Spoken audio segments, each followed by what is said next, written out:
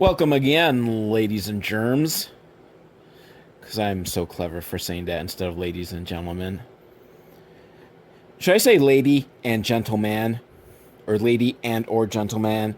Since I presume there's probably only one person listening.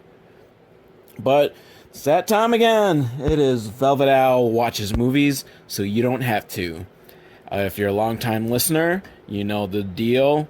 If not, I think it's pretty self-explanatory from the title. I'm going to watch a movie to save you the trouble of having to watch it. This week, I will be watching Ninja, The Final Duel. Once again, available on Tubi. I say this, but I record these ahead of time, so I don't know if it helps much for me to say, like, what channel I'm watching these movies on, because it might not be available there when you go to see it. And I'm still trying to get a deal with Tubi, a sponsorship deal. Not really, but I would like one. If anyone knows who to contact in Tubi land, like, come on, Tubi, you get to reach out to 2 listeners. Again, I think, though, that they probably won't want to sponsor me, since the whole premise of this podcast is preventing you from watching a movie. So that's why I think Tubi will never take me up on my deal. But Ninja, The Final Duel, which the description is, when evil ninjas hone their fighting skills to destroy a Shaolin, I think it's pronounced, temple, the temple's monks get help from 2 Hare Krishnas and a monk from Harlem. And honestly, I don't really care all that much about the description. I just found this movie on a list of movies that feature topless fighting. And as I said in previous episodes, I want to see a movie where a topless woman just kicks ass. Because I saw one when I was a kid, and I've been searching for it ever since. And I think it's called Angel Fist, and I still can't find it anywhere on streaming. Bastards. But supposedly this will have some topless fighting. So, hooray! Woo! Let's press play. Or I will press play. We start off with the narrator telling us that ninjas have been ninja-ing for eons. Which, I don't know, how many years is an eon? Because I feel like the whole art of ninjas hasn't been around long enough to be considered an eon. I mean, it's been, what, like hundreds and hundreds of years? Yeah, but is that an eon? So I always picture eons being like million years, and I don't think the ninja arts have been around for millions of years. Or they could have been. You know, I am not really that well versed in ninja history.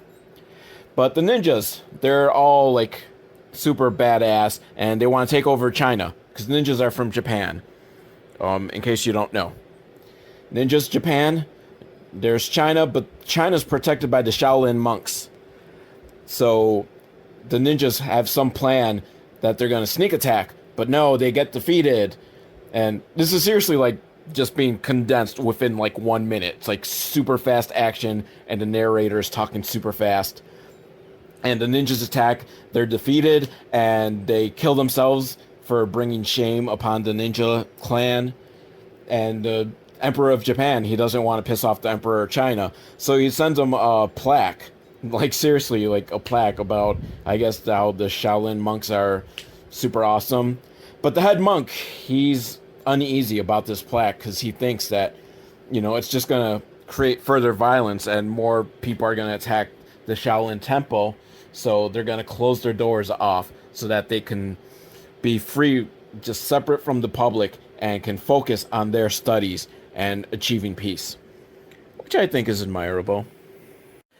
Now, the head monk dude is completely in the right to worry, because there's another clan of ninjas, and they're mad that the first clan of ninjas killed themselves because they lost, so he vows revenge.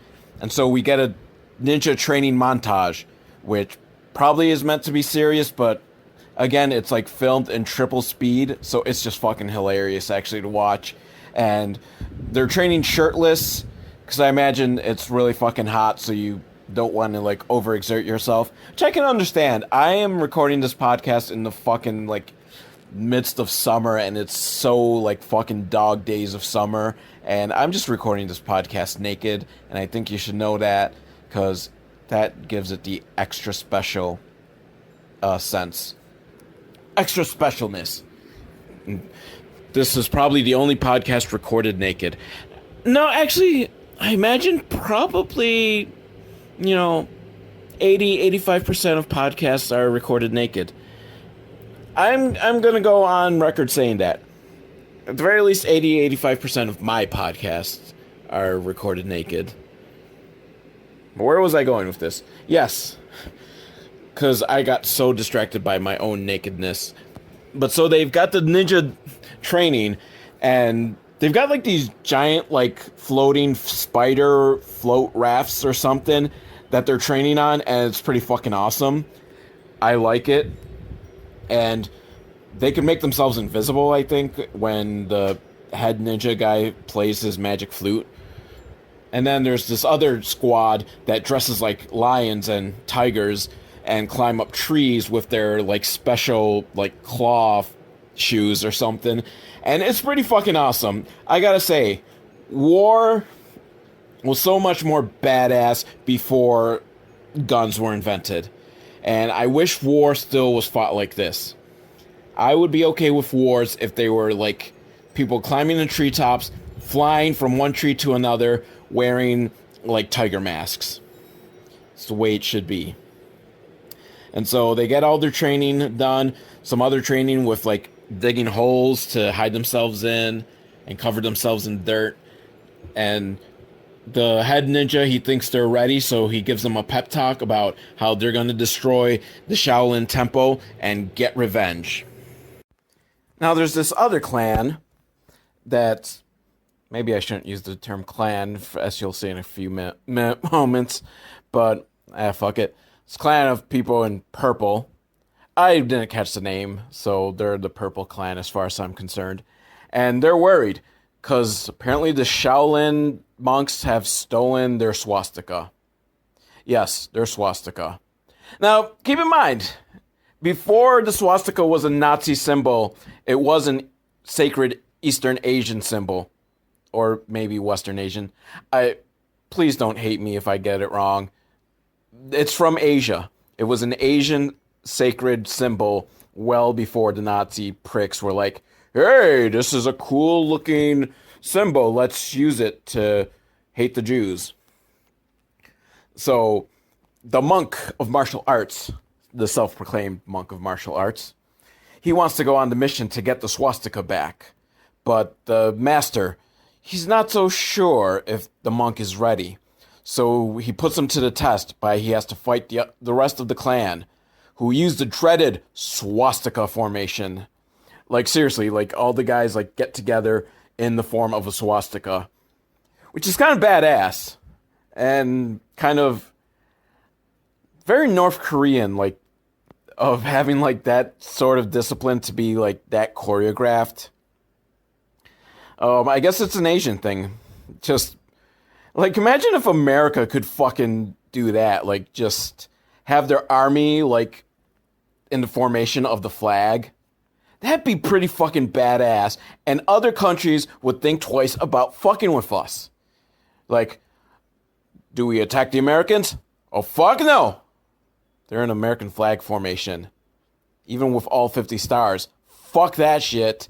Let's go attack Canada.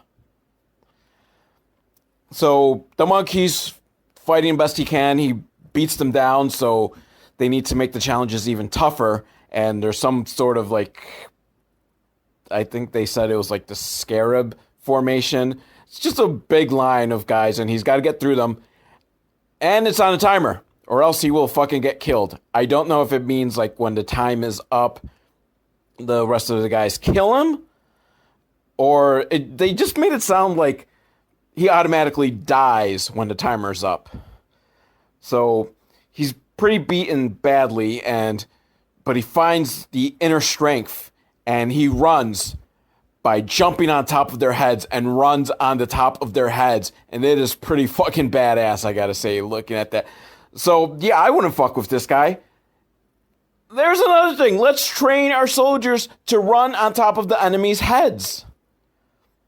Might not work so well. Modern warfare doesn't really do like the hand-to-hand combat so much anymore. But that would be pretty fucking badass if we could get our soldiers trained that way. And so it seems like he passed the test. They're going to send him out, but the master, he's still unsure because monk dude is very impatient. And, you know, Buddhism teaches patience. So is he truly prepared? So they decide on a mission for him where it's not to get the swastika, but to go and learn with the Shaolin monks and learn the secrets of ancient Chinese martial arts. Although I think this takes place in ancient times, so it wouldn't be ancient Chinese martial arts, it would just be contemporary Chinese martial arts. But that's his mission, and he gets to bring his buddy with him. Now it's nighttime, and the ninjas attack Shaolin Temple. Which set of ninjas? I don't know. It's dark as fuck, and I can't tell what's going on. And I'm not sure they're even, like, really attacking. It's more just kind of sneaking around, and I think one person gets hit, and then suddenly they're all gone, and so I'm not sure if it was a ninja who got hit or one of the Shaolin monks. But there was an attack. And now it's daytime. The head Shaolin guy has gathered up all the monks. I don't know if all the monks, but a good number of monks. And he tells them about how they're going to close off Shaolin Temple because being forced to use martial arts and the one guy killed himself from the other group of ninjas. This is not the Buddhist way. So they're going to close off. And the other monks are like, oh no, we can't do that because now other people won't challenge us and we'll be the laughing stock. And is this a thing? Is this just a movie thing, or is this something that used to be in the ancient times? Because I would think if you're a Buddhist temple, like, your focus, as the Shaolin master says, would be on studying Buddhism and achieving inner peace. And I would have assumed the whole, like, fighting thing was kind of just a last resort, self-preventative, self-defense, not self-preventative, self-defense, like a last-minute self-defense type thing. That's what I would think the martial arts are for, if you're in a Buddhist temple. But apparently the other Buddhist monks are like, fuck that, we want to fight some people. But no, Shaolin Temple's going to be closed. No fighting. Now, the spy from the swastika ninja camp and his best friend, they're sitting outside the temple praying, and there's some Hare Krishnas, and they're doing their Hare Krishna dance with the tambourines. Yeah, I'm sure you're familiar with it. It's a pretty big, like, stereotype, but I guess that's how they really do it. So the Hare Krishnas are trying to get inside the temple, but the guards are telling them, like, no, we can't let you in, it's closed, but we can't tell you why. So, fuck, where am I going with this? My fucking short-term memory is, like, just bad on this type of shit. But so, like, he tells the Hare Krishna guy, like, oh, look at those Japanese guys over there. You know, you should ask them, they know. And it turns out he's just trying to start shit because, in his words, he doesn't like Japs. He says Japs. I don't know if that was something with the English translation that they're like, yeah, fuck it, we'll call them Japs.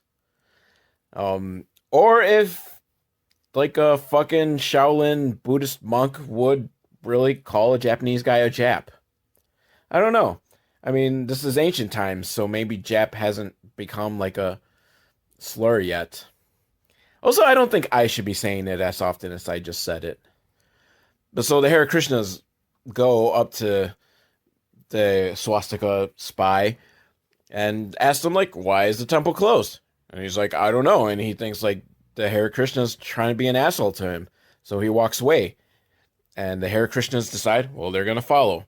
Meanwhile, the monk guard is just laughing because his plan is going according to plan. Now, the Hare Krishnas guys, they're convinced that the Japanese guys know why the Shaolin temple's closed because, you know, Shaolin monk told them that the Japanese guys knew, and Shaolin monks, they're not going to lie because, of course, they're not, you know? They're completely honorable, except this one asshole. He's a liar because he hates Japs. And so this starts a fight between the Hare Krishnas and the Japanese swastika guys. I like calling them the Japanese swastika guys because that is insane. But again, not Nazis, just swastikas. And so they're fighting, and, you know, if the Hare Krishnas win, the Japanese have to tell them why the temple's closed. And if the Japanese win, then the Hare Krishnas have to go to hell. Those are the terms of the fight. And I gotta say, I never expected to see Hare Krishnas fighting. And it just does not compute with me, like, Hare Krishnas fighting.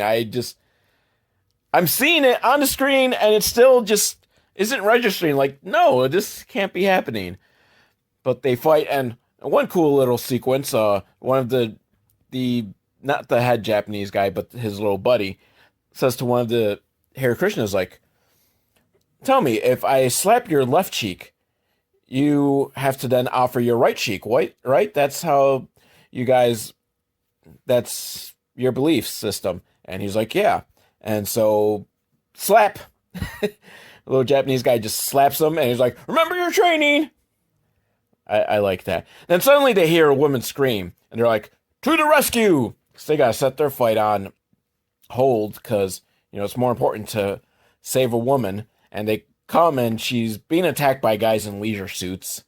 Yeah, I don't know what that's about. Did they have suits back then? You know what? I don't even know when this movie is supposed to be set. So, also the guys run away really quick, so they might not be wearing leisure suits. But they are wearing fancy clothes that look like suits. Again, I don't think that they had these type of clothes in the time of, like, martial art monks. Martial arts monks! They're coming for you. Okay. I will get back to that. I will write the theme song for martial arts monks. So the Japanese swastika guys take the girl off, and they're going to take her back to cure her with Japanese medicine or something. And meanwhile, the Hare Krishnas decide they're going to sneak into the Shaolin temple, and they do, because I guess they don't have enough guards everywhere. They manage to get inside the actual temple, or the temple grounds, not the actual temple. But then they're caught by one of the monks, and he's like, "Who are you guys?" And they're like, "Well, we came from California because we want to learn Shaolin martial arts." So California exists during this time period. Again, I don't know. And maybe it's racist of me to think that probably in the time of when California existed, that, you know, China would have been more technologically advanced than, I don't know. I just, with like the Shaolin temples and all that, like, it always places in my mind that it's like the 1500s or something. But this must be like closer into like the 1900s, maybe late 1800s. Anyhow, they're from California and they want to learn martial arts. But, you know, they can't teach them because Shaolin Temple's closed. And these Hare Krishnas are trespassing, so they're going to get their asses kicked. Which the Hare Krishna guy, the head guy, he's like, bring it on, because I've been wanting to see Shaolin martial arts in action, so this is going to be awesome. And the Hare Krishnas get their asses kicked, because, you know, the Shaolin guy is like so badass, he can punch right through a tambourine. And have you ever tried punching through a tambourine? I haven't. But I feel like it's kind of tough to do. And then the headmaster comes out and he's like, what's going on? And Hare Krishna guys are like, we just want to learn your martial arts. He's like, okay, but now is not a good time. Come back in a year. And they're like, okay, we will be back in a year. And the head guy tells the monks, like, yeah, if these fucking idiots could get onto our grounds, the ninjas are going to have no trouble. Beef up security. Not in those words, but that's the gist of what he meant. And then some random swastika ninja dude is running through the forest, and he gets attacked by the evil ninjas, as he puts it, because there's good ninjas and evil ninjas. And somewhat ironically, the swastika ninjas are the good ninjas. Although it really isn't irony, because, again, swastika is not a Nazi symbol. And I'm going to guess that, this film is supposed to take place before the rise of Nazis as well. So swastika ninjas are good. Evil ninjas are evil. And then a white ninja comes out. And I don't mean white in his race is white. His clothes are just completely white, whereas all the other ninjas are wearing completely black. And the swastika guy's like, dude, I'm a ninja too. And the white ninja, does some weird things with his fingers and puts the guy under his control. And he's like, ha ha ha, you are now loyal to us something ninjas. I didn't catch the name of it. And then he disappears. And then the other ninjas disappear. And the swastika guy is like, what about me? So the ninjas reappear, grab him, and then they all disappear. Dude, I want to become a ninja just to learn this trick of, disappearing. That is actually a pretty fucking cool move. Not just running off, just disappearing into thin air. So, swastika ninja dude, I think you're going to be for the better. So the lead swastika spy guy, he takes off the girl's clothes and puts her in a bath. And, I guess it kind of is, iffy, I think, as far as, consent goes, to take it. I mean, it's wrong to take off an unconscious woman's clothes off, but it's kind of nothing sexual. He's just putting her in the bath. He doesn't even give her a bath. He just puts her there, and he decides he needs to take his own bath, which he does in the waterfall. And understandably, he can't put an unconscious girl in a waterfall, so he just puts her in the tub. And this is old school, literally just kind of a big tub of water. It's not an actual bathtub, in case you're thinking, because they don't have indoor plumbing yet. And so he's taking his bath in the waterfall, and the ninjas attack. The evil ninjas. Because the swastika ninjas are the good ninjas. And they attack. And the girl comes to, because she hears all the noise. And it's quick enough to put her underwear on. So she was passed out and the noise, and she knew enough to get her underwear on. And why am I my brain is shorting out? So she must have never seen ninjas before, because she asks, why are they hiding their face? Do they have leprosy? And so they go attack, and she starts fighting with her underwear on. So I'm kind of disappointed that this list, has lied to me, because I don't think I'm going to get to see a woman fighting with her lady bits showing. So close. She was naked in the tub. Why, film, did you not just have her, wake up and attack before she put her underwear on? But she fights, but she's outnumbered, so she calls for help. So swastika spy guy, he jumps out of the waterfall, and he puts his underwear on. He doesn't have enough time to, full on get into his swastika ninja outfit. So he's going to fight with just his underwear. And honestly, had they even just gone with just him being completely naked and fighting, I would have given this a pass, because that would be kind of cool too. I don't know. I don't think I've seen a film where a fully naked guy is doing kicks while his dong's just flapping about. I want to see that too, actually. Don't get me wrong, I want to see boobs jiggling while fighting more than I want to see dong flapping while fighting. But the second one, it sounds kind of interesting to watch too. After some fighting, swastika spy guy runs off with the girl.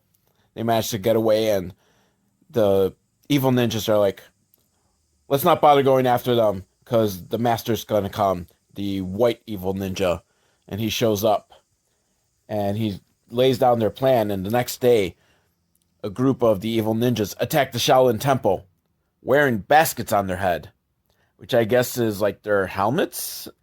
I mean, I can't really figure out what it's supposed to be, but they've got baskets on their head. And it seems to help because they murder some of the Shaolin monks and then leave, because that was just phase one of the attack. I guess they were just kind of testing the defense systems.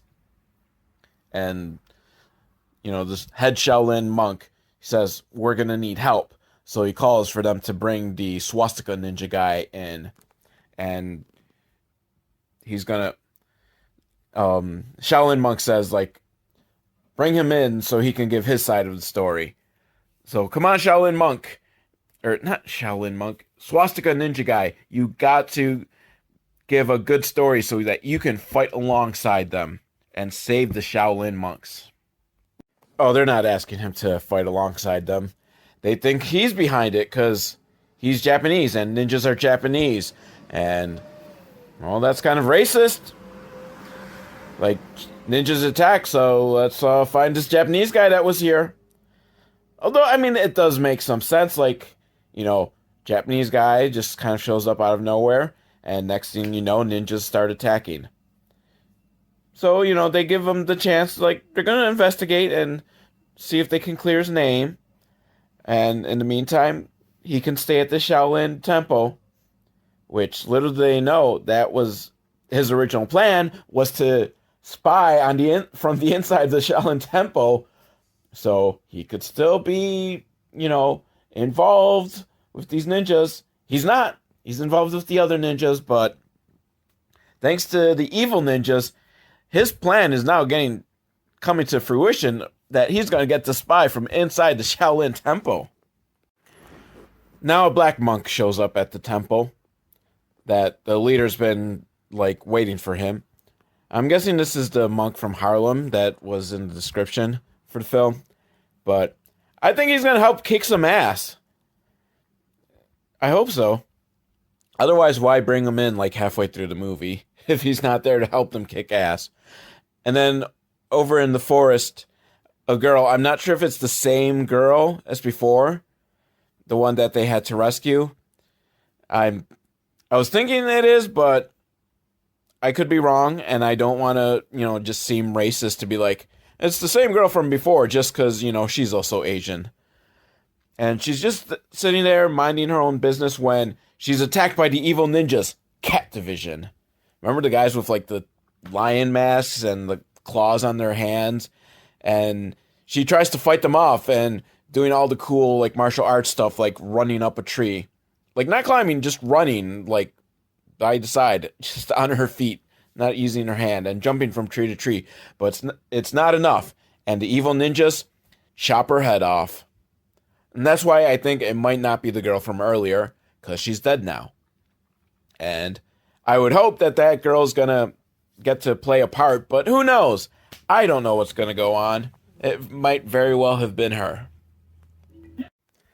The black monk comes across the decapitated body, and, he knows she's got to be saved and purified or whatever, so he starts a funeral pyre to, I guess, help her soul get to heaven, because it's got to get cleansed, because she's dead. I don't know. I don't know the full rituals of these things.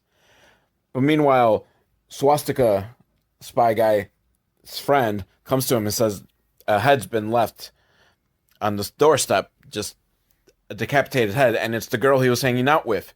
So I guess I'm racist for not thinking it was the same girl. I don't know. Is it racist? I was attempting to not be racist by not assuming that it was the same girl from earlier. But it was. And he gets mad and he runs out and he sees black monks standing over her body burning. So he assumes that the black monk killed her because, and in his words, not mine, his words, it's a black guy walking through China talking jive. That is fucking racist bullshit, Mr. Swastika. Maybe the swastika is a racist thing.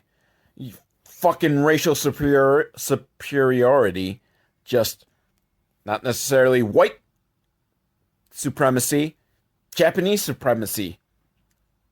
I knew it. Fucking Nazi ninjas. I had a story about zombie Nazi ninjas, which was actually like, it's just been a big thing I've loved to like bring over and over again into story ideas of just it. Because they're the three groups that you can still portray as bad guys: zombies, Nazis, and ninjas. So I created the story about how the Nazis, while they were working with Japan, had their soldiers trained as ninjas. So you got your Nazi ninjas. And then they were killed because they weren't very good. So since Hitler was all about the occult, he had some experiments done, and they brought back the Nazi ninjas to life. So they were zombie Nazi ninjas. So far, swastika ninjas is kind of the closest I get. I guess there's going to be to Nazi ninjas. But again, fucking racist to assume the black guy killed a girl. And not just because he's black, but also, again, in his words, the guy speaks jive. And granted, the black guy is speaking like jive. So it's not about like, the racism isn't assuming that a black guy speaks jive, because that's the case here. The racism is assuming that a jive-speaking black guy kills people. But, so then they fight. It's actually kind of a fun fight scene. Because really, like, these old martial arts films, the fights are, like, so fucking ridiculous and over the top that they're, like, fun to watch. And no way anyone could fight like this in real life, but it'd be great if they could. But then his little buddy comes by and says, Stop!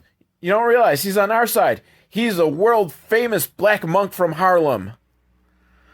Which, I imagine,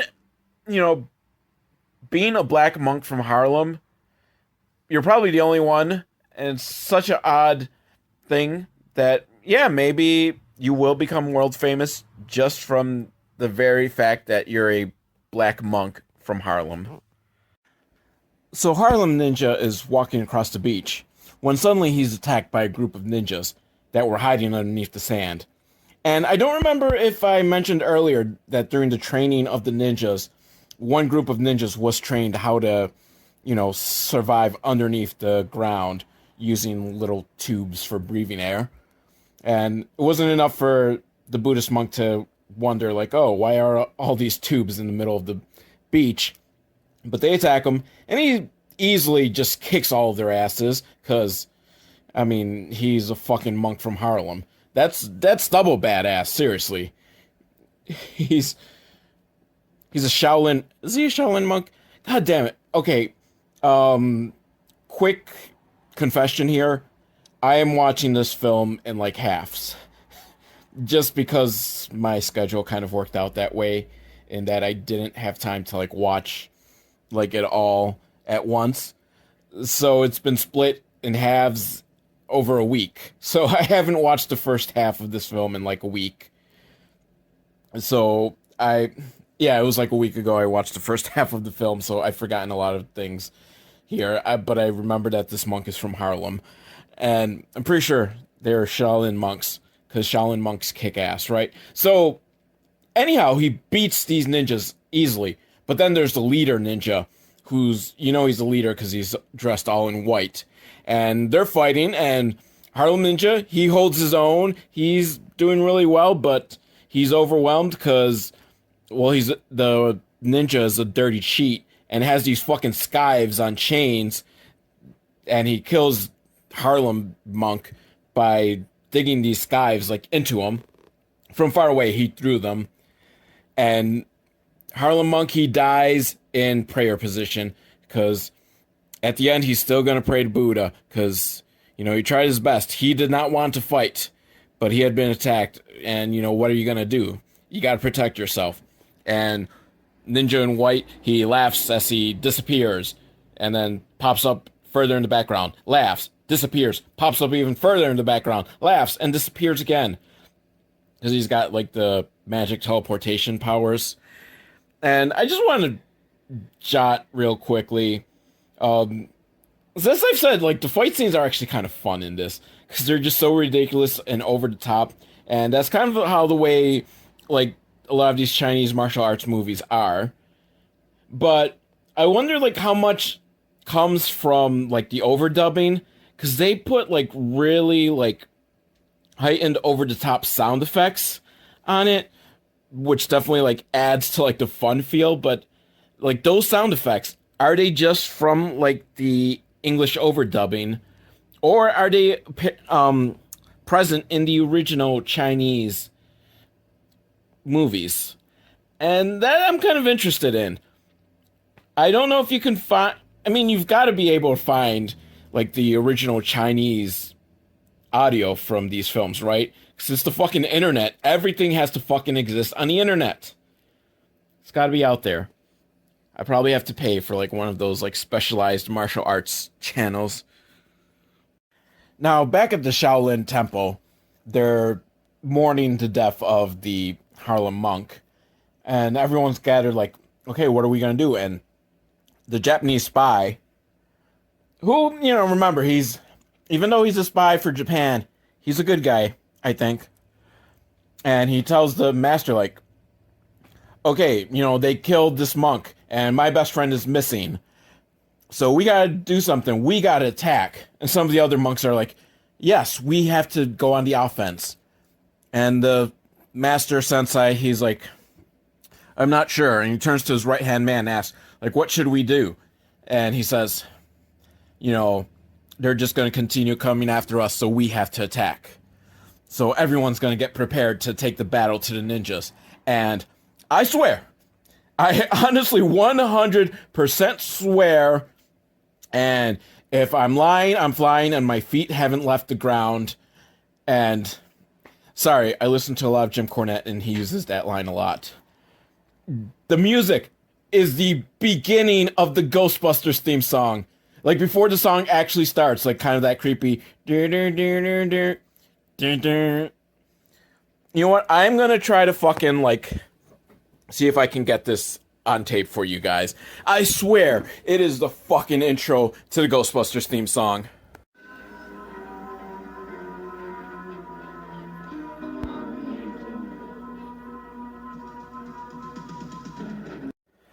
Seriously though, right? Fucking the intro to Ghostbusters. The creepy thing at first, and then the little drum roll before the song kicks in. I swear. You know, and if one of you out there can prove to me that this is from something else and not the Ghostbusters theme song, I don't know. I'll give you a t-shirt or something. I'll give you a prize. I don't know what the prize would be yet, because I don't think you'll be able to prove to me that that was not the fucking Ghostbusters theme song. The ninjas get forewarned about the Shaolin monks' attack, so they're laying in wait along the road, and they sneak attack. But it's not enough, because the Shaolin monks just, you know, they're kicking ass along with the Japanese spy. And the Japanese spy's best friend is there in ninja dress because he's been hypnotized. I forgot about that. Did I forget about it? Maybe I forgot to mention it. I don't know. Like I said, I watched the first half last week, so I don't fully remember everything that happened. But one of the monks sucks the poison out of the friend and does some, like, acupuncture. And that frees him from the hypnotism. And so they're ready to fight. The best friend's ready to fight alongside the Shaolin monks. Now, the Shaolin master's in the field, and there's an explosion, and a bunch of ninjas show up, including the head ninja. And the Shaolin master's like, you guys are from Japan, what are you doing in China? And the head ninja tells him about how they're trying to avenge the death of his brother, who, you know, wasn't killed by the Shaolins. He just committed suicide after losing to the Shaolins, which is bad enough, I guess. That's enough to call for revenge. So they start fighting.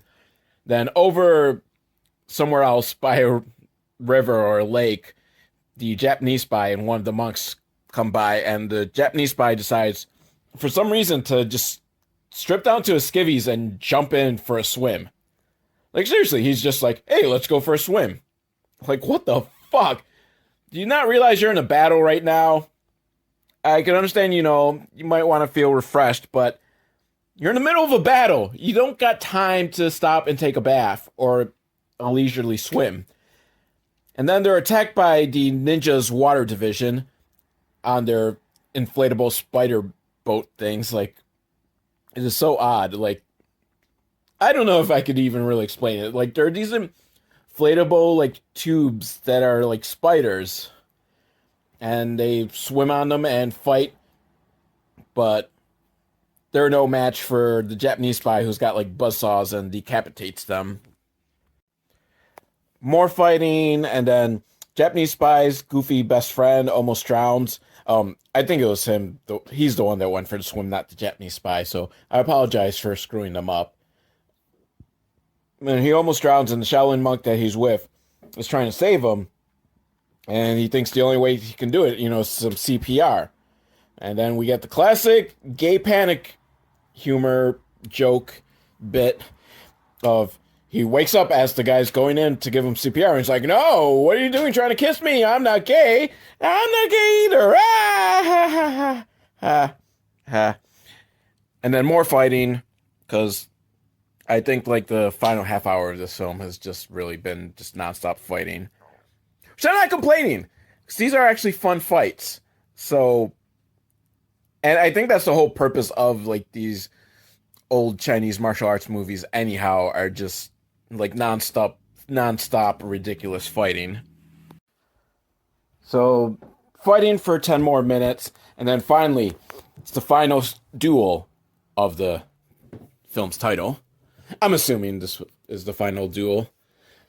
Well, I mean, it literally is the final duel in the film, but I'm just guessing that that's the final duel that the title is referring to. But it's the final duel between the Japanese spy and the head ninja. And they're fighting, and oh no, the ninja has stuck his sword into the Japanese spy, and the blade breaks off.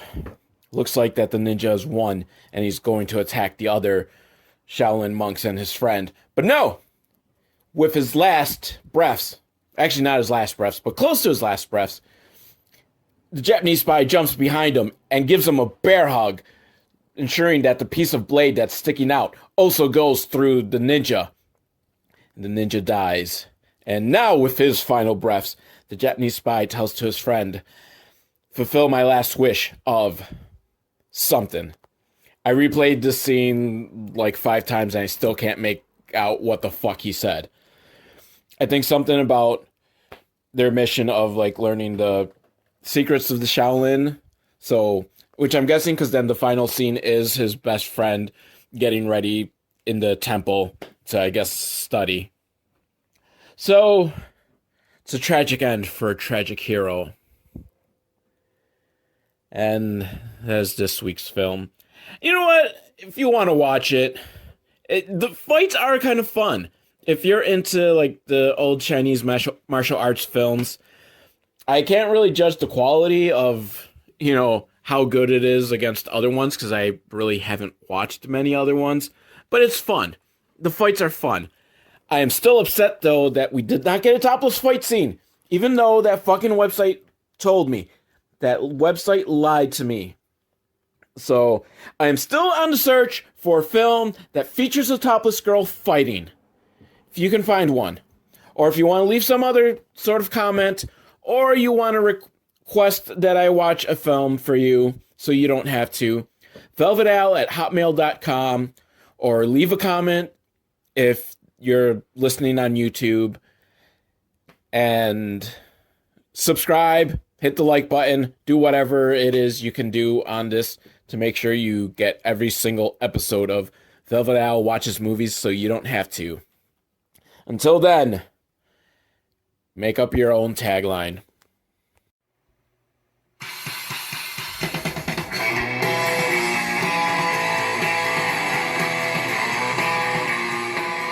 And I want to thank the Living Brain Dead for providing the official theme song for Velvet Owl Watches Movies so you don't have to. It's called Never Fuck with Catgirls, and you can get it at livingbraindead.com, which you should totally do. They are not paying me for this, so I shill them out of my love for the music.